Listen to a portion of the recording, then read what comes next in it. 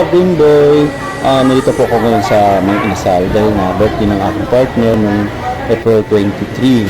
Kung sabi ko sa kanya, busy ako ngayon kaya hindi na lang tayo magluto-luto at kakain na lang tayo sa labas. Ayun, tinupad ko na nga yung promise ko sa kanya. Ayan, dito na ako sa Mang Inasal. Sabi ko sa kanya, mauna ka na doon kasi nga mong labas ko, 5 pa ang labas ko.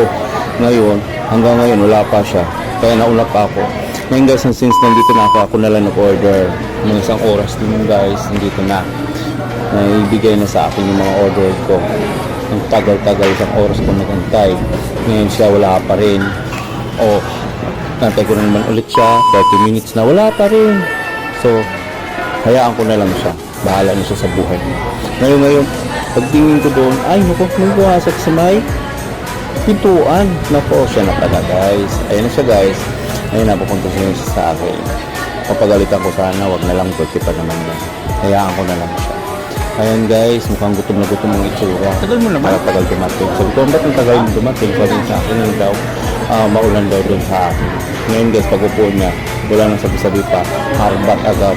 Kuhain siya agad. Gutom na gutom nga. Tingin-tingin lang, wala. Lapang na siya.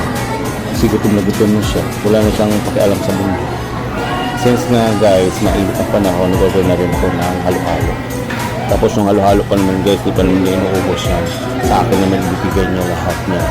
Dahil nga, kunti lang siya kumakain ng mga ganyan-ganyan guys. Hindi niya type ko pa kumain ng mga ganyan-ganyan. Kaya pag kaming dalawa magsama, ay nako, ako ang nabubusog lagi. Kaya kumain siya.